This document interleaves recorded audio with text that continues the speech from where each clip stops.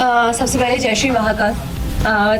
बात अगर मंजिल की ना की जाए, सफ़र की जाए, तो मैंने अपना बहुत अच्छे से प्रेजेंट किया है। जो मैं हूँ मैंने वो लोगों के सामने आया है। तो हाँ, जब लोगों ने मेरे लिए अपनी राय बदली, वहाँ अंदर जो लोग थे उन्होंने मेरे लिए अपनी राय बदली, तो मैं विन वहीं हो गई थी।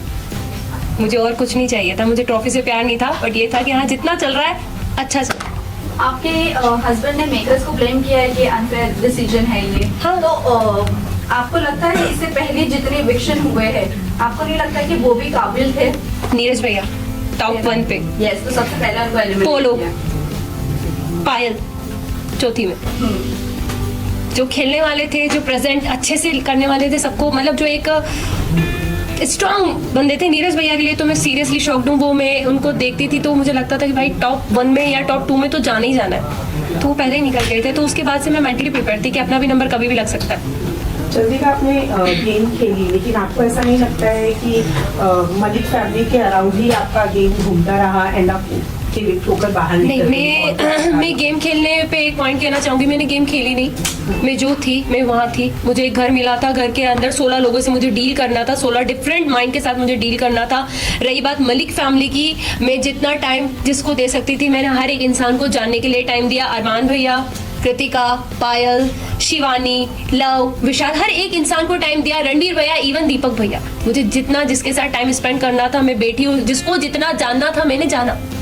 चंद्रिका, कहीं ना कहीं आपने विशाल को बहुत ज्यादा डोमिनेट किया शो में। वो हमें सामने एज अ ऑडियंस देखने को भी मिला। बहुत ज्यादा आपने च्युइंगम की तरह उसे खींचा, जो कि कहीं ना कहीं वो गलत ही हमें दिखा। और जहाँ तक अरमान मलिक की बात करें, उन्होंने थप्पड़ के बाद उनका रिएक्शन आना बंद कर दिया, बट आप बार बार टोन कर रही थी विशाल को। अगर विशाल के बाहर के, अगर मुंबई की ऑडियंस देखी जाए, तो विशाल को कहीं ना कहीं सब जानते हैं, एज अ मीडिया फ्रेंड हम भी जानते हैं। आई थिंक वीडियो सभी के सामने बाहर आया था, ठीक है। हम 16 लोग जो एक घर के अंदर होते हैं, हमें नहीं पता बाहर क्या जा रहा है क्या नहीं जा रहा।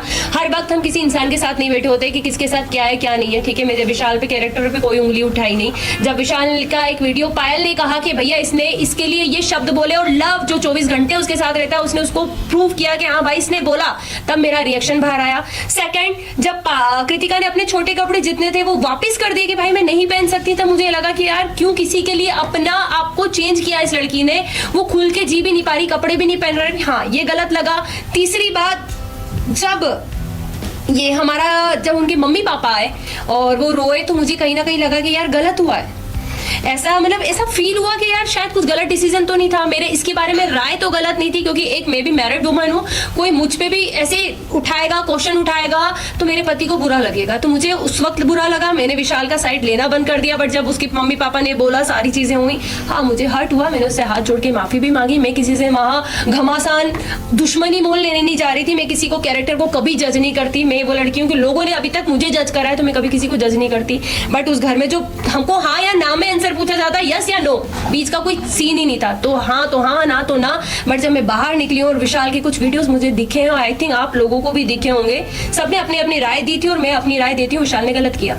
वेल, आप बोल रहे हो कि विशाल ने गलत किया, agree to you. But the thing is कि आपने शिवानी को जाकर कहा था, आपने शिवानी को बोलने की भी कोशिश की, आप उसके साथ सेफ कैसे फील कर सकती हो? आप सेफ फील वर्ड नहीं यूज किया मैंने। भी बोला नहीं बोला था। मुझे एक ही सवाल है, बाहर आकर आपको अरमान मलिक के बारे में भी बहुत सारी चीजें पता चली नहीं चली। मैंने अभी तक मुझे है कि अरमान मलिक सेफ है वहाँ पर लड़कियों के लिए। एक सेकंड, आपसे बात कंप्लीट कर देना चाहती हूँ। आपका क्वेश्चन, मैंने कभी शिवानी को विशाल के साथ उठना बैठने के लिए मना नहीं करा। मैंने अपनी एक राय रखी, क्योंकि जब वो सीन हुआ था उसके 2 दिन के बाद मैं उस जगह से हट चुकी थी। शिवानी बहुत अच्छे से, शिवानी हमसे कहा था दीदी आप हमारे साथ क्यों नहीं बैठते, तो मैंने 2 दिन के बाद शिवानी को ये जवाब दिया। शिवानी सिर्फ आपसे एक चीज पूछेंगे कि आप एक गांव की लड़की हो, आप एक मतलब बहुत बड़ा मैटर था, हर चीज थी, एक किसी का सामने आया था, तो हमने बस उससे इतनी बात पूछी थी, शिवानी आप वहां बैठ के कैसे हंस सकती हो, आप उस इंसान को गलत क्यों नहीं बोल रही हो, मुझे बस एक चीज बताओ।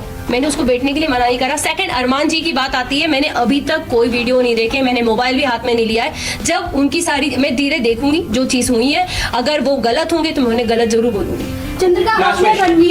रणवीर सर की बात करें तो उन्हें भी आपने बोला था कि विशाल और रणवीर जिस तरीके से लड़कियों को देखते हैं, छोटे कपड़े पहना, हम अनकंफर्टेबल हो जाते हैं। हमने एक clip में सॉरी, देखा था। मैंने रणवीर का नाम यूज आज तक नहीं किया हुआ है। हमने देखा साई inside- कीर्तन के बारे में भी जब उन्होंने या। आपको मसाज ऑफर की थी, आपने Right. उनके बारे में भी अब कुछ अलग इमेज बनाई थी अपने आप हर दिमाग जगह में। जा हाँ। जाके चंद्रिका अपने बारे एक में क्वेश्चन करेंगे आप मुझसे, दोनों के मिक्स हो गए क्वेश्चन शायद। दोनों का कहने का आपने अभी मतलब कहा कि मैं किसी के बारे में कुछ Judgment नहीं देती, right, right. फिर उसी के बोल रही थी। जब मसाज वाली बात आई थी, शायद मेरा कंधे पे एक नस चढ़ी थी, एक टास्क मिला था गुड्डी वाला, उसमें मैं फिसल गई थी, गिर गई थी, तो मेरे कंधे पे नस आई थी। और शायद सना सुल्तान ने उस वक्त मेरे हाथ की मसाज करी थी। सारी चीजें मैं बाहर घूम रही थी क्योंकि मेरा दर्द बहुत ज्यादा हो रहा था, मैं किसी को बता नहीं पा रही थी। तब साई ने मुझे कहा, चंद्रिका मैं तुम्हारे कंधे की मसाज कर देता हूँ। उसको मैंने हमेशा एक भाई की नजर से देखा है, ज्यादा बात मैं करती भी उससे नहीं दिखी होंगी, क्योंकि हाँ, जरूरी नहीं है कि साथ बैठोगे तो ही इज्जत है, दूर से भी इज्जत थी, सलाम था, हर चीज थी। बट मेरे को पता था कि मेरा इंसान बाहर बैठा है, मेरे ऑलरेडी लोग मुझे हर चीज के लिए जज कर देते हैं। शायद वो उस दिन मेरे कंधे की मालिश करता तो लोग मेरे पति को कहते, देख भाई तेरी पत्नी गुल खिला रही है अंदर, देख वो एक, क्योंकि मैं उन चीजों से निकली थी, हर एक वर्ड के लिए मुझे जज किया जाता था, तो मुझे पता था कि मुझे बाहर कैसे जज किया जाएगा। इसलिए मैंने कहा था कि भाई मेरा बाहर आदमी बैठा है, शायद उसको वो चीज गलत लग जाएगी, लोग गलत समझ लेंगे, क्योंकि अभी भी सेम विशाल के साथ वही हुआ है, बोला कुछ बाहर कुछ आया, सेम मेरा भी यही था कि मैं करूंगी कुछ, जाएगा कुछ और। बस थैंक यू सो मच। चलो दीदी,